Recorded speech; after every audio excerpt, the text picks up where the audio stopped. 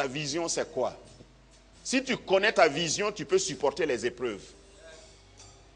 Si tu sais ce que tu cherches, et tu arrives là où il y a ce que tu cherches, même s'il y a des épreuves, tu tiens bon.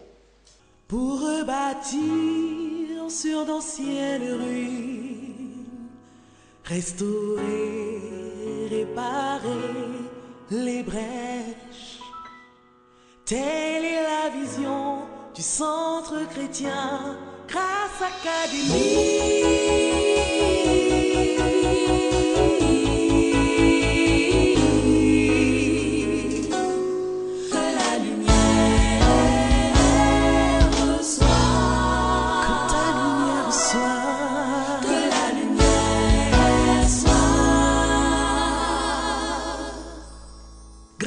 Académie.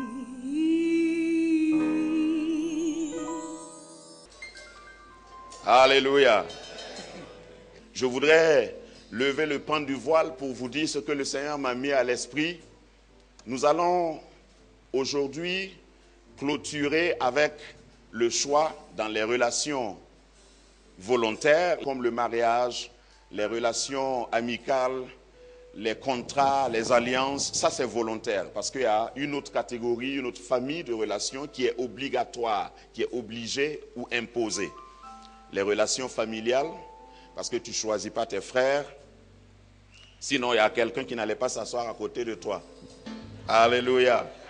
Nous avons dit en première position qu'il y a des prérequis, il y a un prérequis pour un choix à viser. D'abord, il faut savoir qui tu es.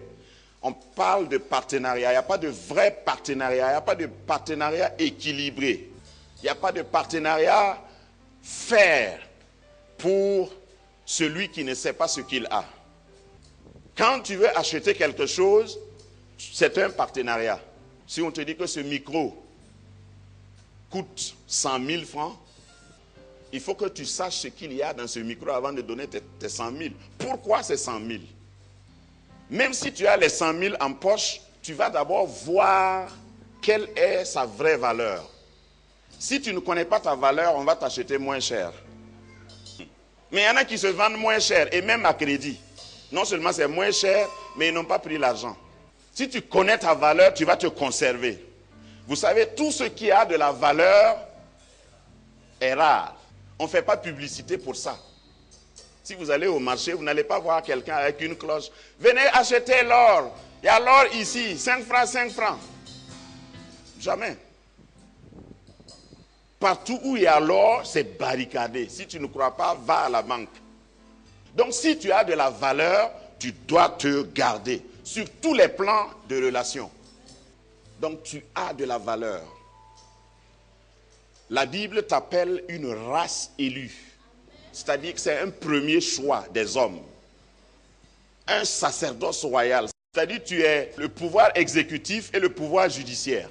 Toi seul. Tu ouvres et tu fermes. Toi seul. Roi et sacrificateur. C'est ce que tu es. Donc ne te vends pas moins cher.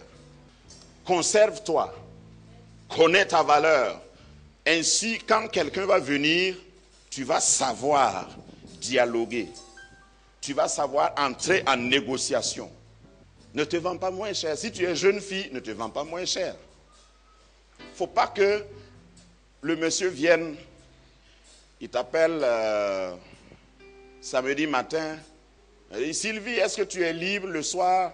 Je voulais venir te chercher, on va aller prendre un pot. Et puis tu dis, oui, merci beaucoup d'avoir pensé à moi. Premier appel. Toi, tu es trop moins cher. Parce que la Bible dit, celui qui trouve une femme. Mais il faut te cacher un peu pour qu'on te trouve. Si tu es versé, waouh, sur la route, on ne te cherche pas. Il y a des choses qu'on ne cherche pas. Même si ça t'intéresse, tu dois quand même poser des questions. Tu veux m'amener prendre un pot, c'est à l'occasion de quoi? Il va s'expliquer. Et puis après, tu dis, c'est où on va? Il va s'expliquer, on va avec qui? C'est toi et moi seulement ou bien? Ça, c'est ce que j'appelle négociation. Mais il faut être courtois. Ce que je viens de dire ne veut pas dire, est-ce que tu m'as bien regardé?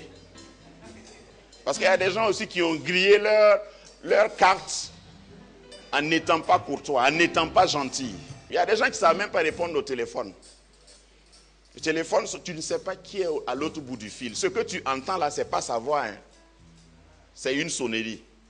Allô? Mais, et si c'est ton patron? Ah, excusez-moi, je ne savais pas que c'était vous, mais c'est déjà noté. Lorsque vous avez des propositions, femmes comme garçons, parce qu'il y a aussi des femmes aujourd'hui qui invitent les garçons à aller prendre un pot. Si c'est dans la lumière que c'est fait, je ne vois pas pourquoi vous allez refuser. Donc il faut être courtois, mais ne vous vendez pas moins cher. Il faut peut-être dire, bon, ce soir peut-être je ne vais pas pouvoir sortir, mais si vous voulez, vous pouvez passer à la maison, nous allons causer. Ah, et s'il vient, tu vas découvrir. Et puis vous fixez un autre rendez-vous. Je suis en train de vous donner des plans. Vous-même, vous avez la chance. Moi, je n'ai pas eu ça. Causez d'abord à la maison ou c'est sur ton terrain. Vous savez, quand vous voulez faire une négociation, si c'est sur votre terrain, dans votre bureau, vous avez un peu plus de pouvoir. Fais-toi cher. Donne-toi de la valeur. Et je vais vous dire quelque chose parce que je suis homme. Les hommes n'aiment pas les filles moins chères. Dès qu'on a fait comme ça, tu dis, oui, prends-moi tout. Même s'il était intéressé, il va dire, est-ce qu'elle n'a pas fait ça à d'autres? Puisque tu acceptes facilement. Amen. Mais au nom de Jésus, je déclare que toi, tu vas réussir. Parce que ce n'est pas pour rien que ces connaissances te sont données aujourd'hui. Si tu n'as pas encore fait un choix, ou si tu es en train d'opérer ou de penser à un choix, l'Esprit Saint qui est sur cette parole t'accompagnera. Il faut savoir qui tu es. Deuxième point que nous avons vu, toujours en rappel, mais j'ajoute des éléments, la responsabilité personnelle. Le fait de savoir d'abord ce que tu es passe aussi par ta responsabilité. C'est toi qui dois garder ton cœur. Ne dis pas, tout le monde le fait, moi aussi, je vais le faire. Tu es responsable personnellement de ta vie. Amen. Donc, garde ton cœur. Donc, fais attention. Ensuite, nous avons dit qu'il faut savoir, surtout les jeunes sœurs, tu n'es ni une marchandise, ni un cadeau. C'est-à-dire qu'on ne doit pas te manipuler avec de l'argent. Tu n'es pas une marchandise. Ce n'est pas ce qu'il a qui détermine toi, ton accord ou ton désaccord. C'est ce qu'il est. J'ai dit, ce n'est pas ce qu'il a, mais c'est ce qu'il est. Les reines se marient aux rois. Et les rois se marient aux reines. C'est le fer qui aiguise le fer. Il faut être responsable. Quelqu'un qui te dit, ah mais vous êtes joli, ou bien vous êtes beau, ce n'est pas un certificat d'achat. En enseignant aux jeunes filles ici, je leur ai donné des armes, parce qu'il y en a qui marchent sans armes. Jeune chrétien, tu dois avoir des armes. Il faut répondre. Il faut avoir des réponses partout dans ton sac à main. Si quelqu'un te dit, ah mais quelle belle créature, tu dis merci. On m'a toujours dit ça. Vraiment, vous êtes belle. Hein? Oui, oui, mon père m'a dit ça ce matin. Pour qu'il sache que ça, c'est rien, c'est ordinaire. Vous avez de la chance et non, je n'ai pas la chance. Il y a une femme qui m'a dit ça d'ailleurs. Vous êtes bien habillé, oui, oui, c'est un cadeau de ma femme. Ah, elle revient à la charge. Votre femme a de la chance, hein? J'ai dit, je ne crois pas à la chance, ni elle. Nous sommes chrétiens, nous croyons en Dieu et nous le servons. Ça s'est arrêté là. La conversation s'est arrêtée là. Au revoir, que Dieu vous bénisse. J'ai été courtois, j'ai été poli, mais j'ai arrêté. Le fait qu'on te dise, ah vraiment, c'est vrai, vous avez de beaux yeux, hein? Vous, elle a les yeux revolver, elle a le regard qui tue. Au fait, en te disant ça, on te regarde pour voir comment tu vas réagir. Si tu commences à fondre, tu es une proie. Vous avez de beaux yeux, hein? C'est vrai. Donc, tu es prenable. Il faut réagir comme si tu viens d'entendre ça avant de le rencontrer. On m'a toujours dit ça. Mes beaux yeux, là, je suis au courant. Ma mère m'a dit ça. Mon père m'a dit ça. Si tu veux, dis que moi, ton pasteur, je t'ai dit ça. Voilà, pour te défendre. Il faut rester debout, même quand tu seras amoureux. Ne tombe pas amoureux. Quand tu es amoureux, garde tes deux pieds sur terre et regarde l'avenir en face. Ne passe pas tout le temps à la regarder ou à le regarder. Et ne te couche pas. Je vous ai déjà dit qu'il n'y a rien de sérieux qu'on peut faire en étant couché sur le dos. C'est dormir seulement. Et puis quand on est couché sur le dos, on ronfle beaucoup. À bon entendeur, il y en a qui veulent que je détaille. Je ne vais pas aller plus loin que ça. Nous avons également dit, il faut savoir où il faut choisir. Parce qu'il y a des choses qu'on ne peut trouver qu'à des endroits précis. Et dans le monde physique, et aussi dans le monde spirituel. Donc, il faut savoir où choisir. La Bible nous dit clairement qu'il ne faut pas se mettre en attelage avec un étranger, dans un joug étranger. Parce que le mariage ressemble à un joug. Si vous êtes attelé avec quelqu'un qui n'est pas de la même nature que vous, vous allez souffrir. Je ne suis pas en train de dire que si vous le faites, vous n'allez pas pouvoir avoir des enfants. Les gens veulent qu'on dise ça. Ils veulent que Dieu interdise. Seigneur, rends-moi capable de ne même pas aimer quelqu'un qui n'est pas chrétien. Non, il ne le fera pas. C'est toi qui garderas ton cœur. C'est pourquoi j'ai dit d'abord, il faut garder ton cœur. Seigneur, si ce n'était pas ta volonté, pourquoi tu as permis que nous ayons des enfants?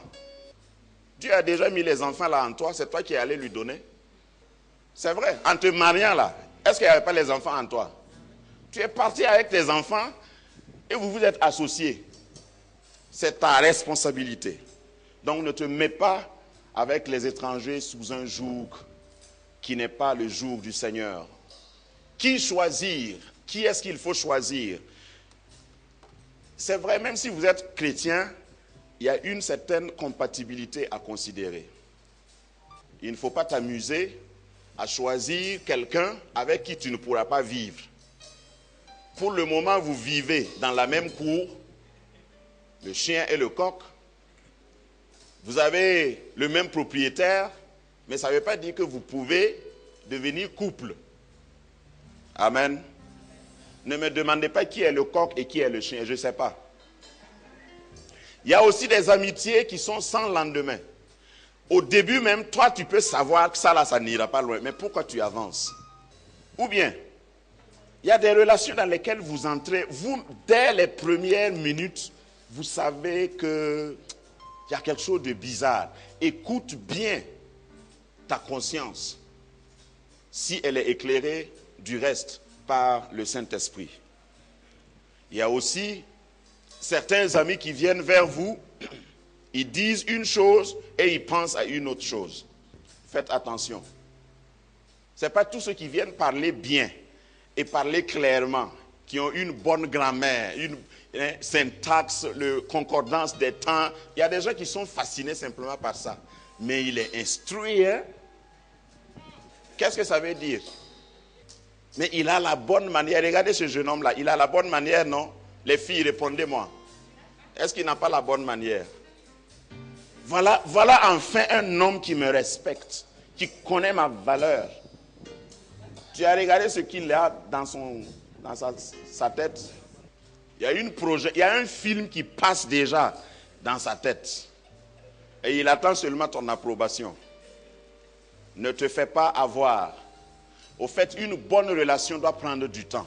Si quelqu'un est pressé, il faut lui dire, allez-y, moi je ne suis pas pressé. Quelqu'un qui te rencontre aujourd'hui et qui dit, vraiment, moi je suis venu vers toi là, parce que je veux, d'ici 3 mois, on va faire les choses. Non, c'est dangereux. Ça peut être fatal.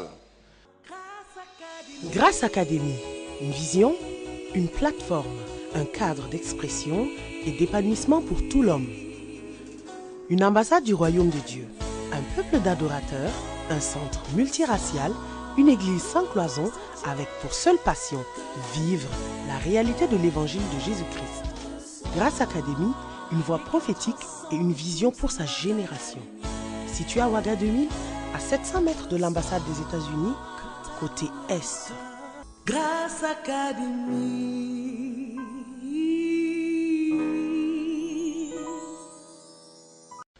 Maintenant, dans le choix du conjoint, je voudrais dire 2 mots. Ça, c'est ce que je vais apporter aujourd'hui, en plus de ce qui a été dit. Proverbe chapitre 27, verset 17, je l'ai cité tout à l'heure. Proverbe 27, 17.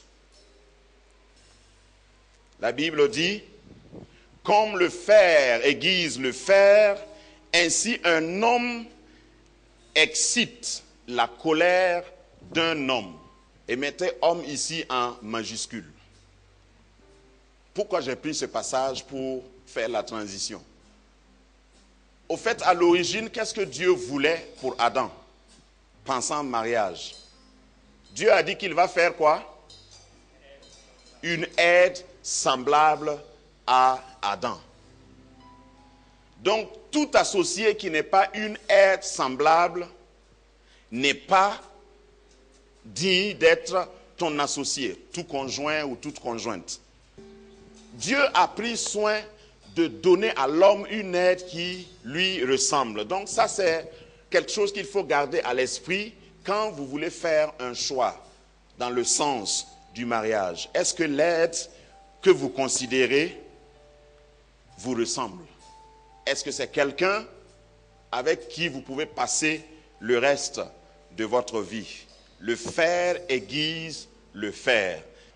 Et puis il faut encore faire usage du filtre de l'amitié. On a déjà vu ça plus haut. Au moment du choix, il faut encore appliquer ça. Il faut filtrer. Il faut appliquer le filtre lors du choix. Quelles sont tes passions? Qu'est-ce que tu aimes? Filtre bien les priorités, la valeur. Quelles sont les valeurs? Il faut faire attention à tous ces détails. Il faut essayer de faire certaines choses ensemble. S'il dit, il a la foi, par exemple, invite-le à une séance de prière. Parce qu'il y a des gens qui ont la foi, mais ils ne peuvent pas prier. Pour eux, prier, c'est... Non, je n'ai pas dit se recueillir, j'ai dit prier. On va prier un à un. Et puis toi, tu commences. S'il garde le silence, c'est une indication. Tu fais une petite note en bas de page et tu attends le reste. Amen. Filtre bien. Il faut connaître avant de choisir. Je voudrais que tu appliques la règle que nous avons définie. Il faut connaître sa conviction. Quelles sont ses convictions? Une conviction, c'est des choses sur lesquelles on ne revient plus. Il n'y a rien, on ne discute plus de ça. Par exemple, vous vous mariez, une de tes convictions en tant que chrétien, c'est qu'il faut payer la dîme. Ça, c'est une conviction. Ça ne souffre pas de débat. Et après le mariage, dit, bon, maintenant que nous sommes deux là, et puis il faut te rappeler, hein, on a signé bien commun. Donc tu ne peux pas, non, il faut me demander d'abord ce que je pense de la dîme. Non, ça ne se discute pas. C'est des convictions. La vision. Il ne faut pas dire, quand on va se marier, je vais l'amener chez le pasteur va faire imposition de main. Même si je fais imposition de main, jusqu'à laisser mes empreintes sur ses fronts, si ce n'est pas sa conviction avant choix, tu ne pourras pas le changer. Amen. Sa vision, il va où? Qu'est-ce qu'il y a comme motivation? Il veut terminer où? Il veut faire quoi de sa vie? Vous savez qu'il y a des gens qui circulent seulement. Ta vision, c'est quoi? Si tu connais ta vision, tu peux supporter les épreuves. Si tu sais ce que tu cherches, et tu arrives là où il y a ce que tu cherches, même s'il y a des épreuves, tu tiens bon.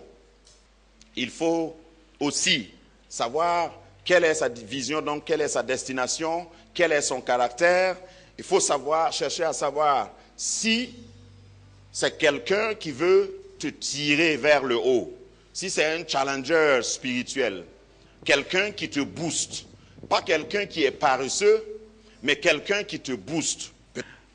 Et aussi un challenger pour la vie, il faut que ce soit quelqu'un qui t'aide dans ton commerce, qui t'aide dans tes études, qui veut te propulser, qui veut t'amener à avoir des promotions dans ta carrière. Il faut que ce soit un challenger pour la vie. Voilà un tableau que je vous propose, je vais terminer par là. Si tu te connais, tu peux faire un autre tableau pour celui qui est en face de toi.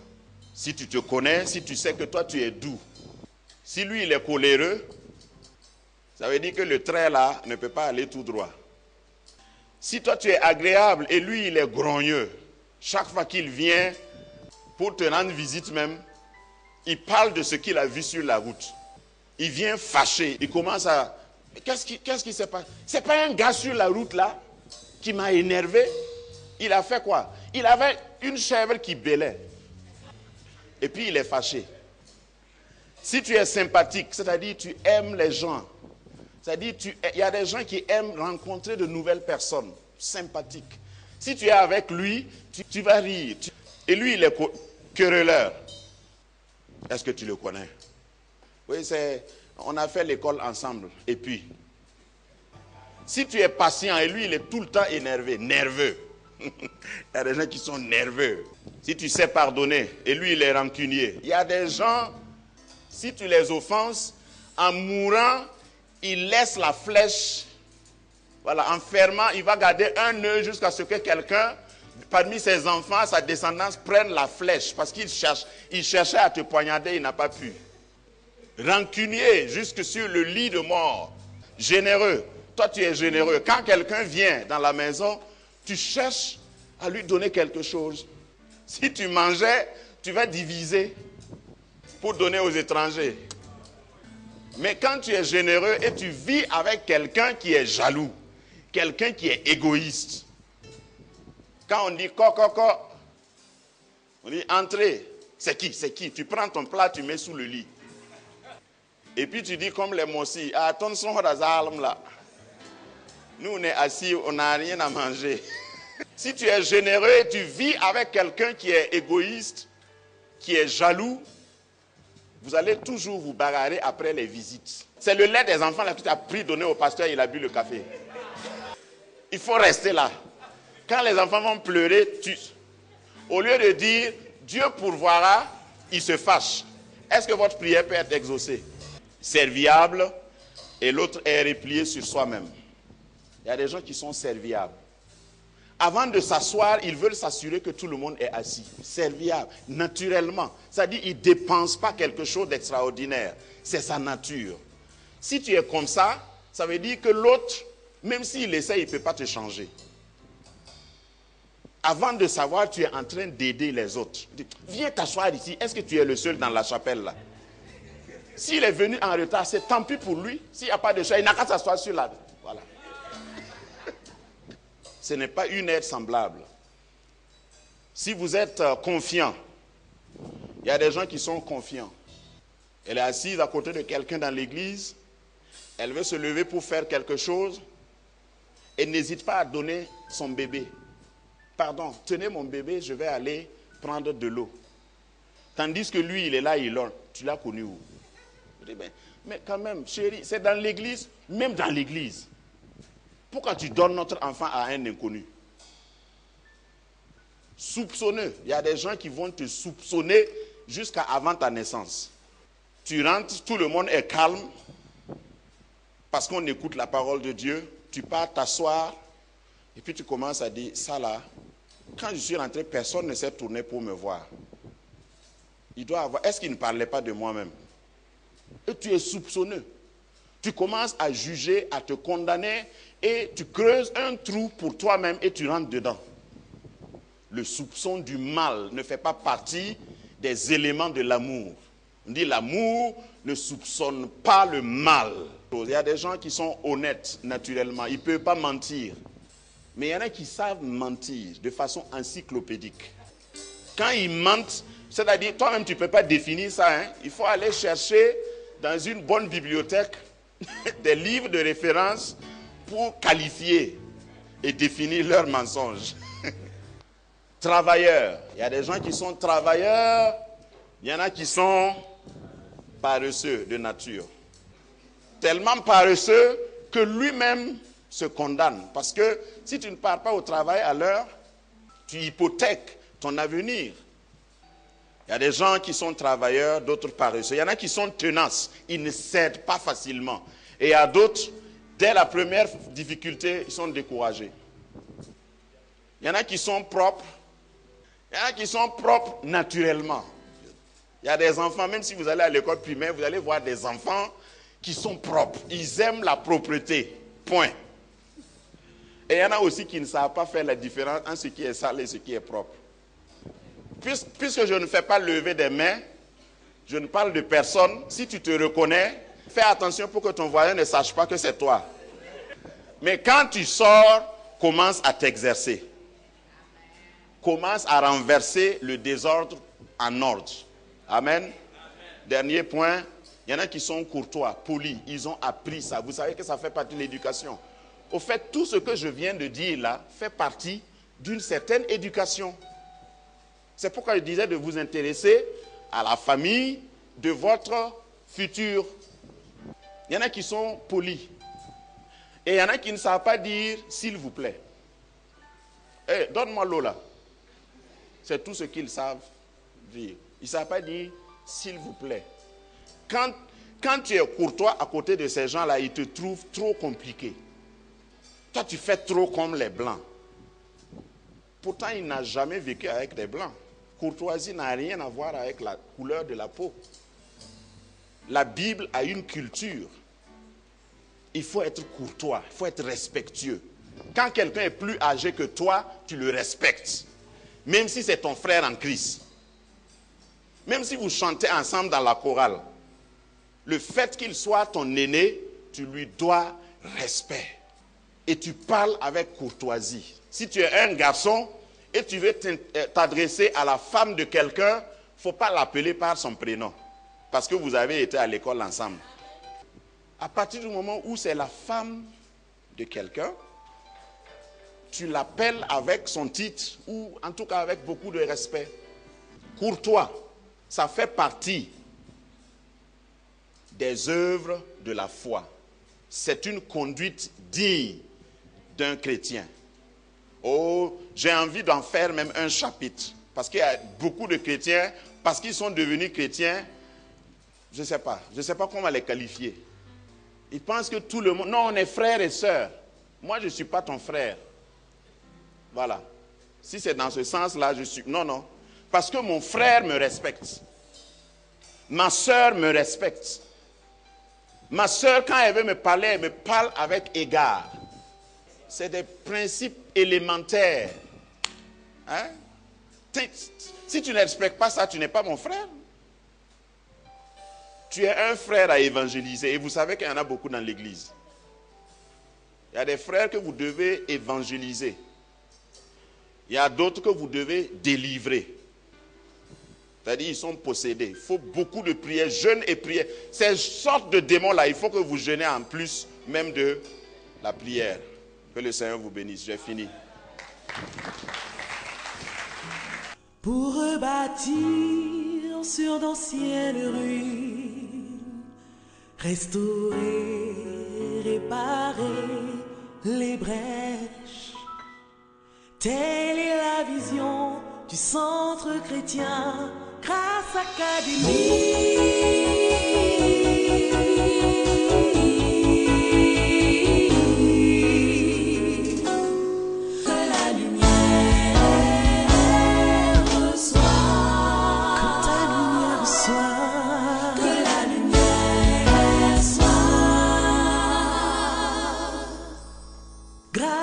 Académie.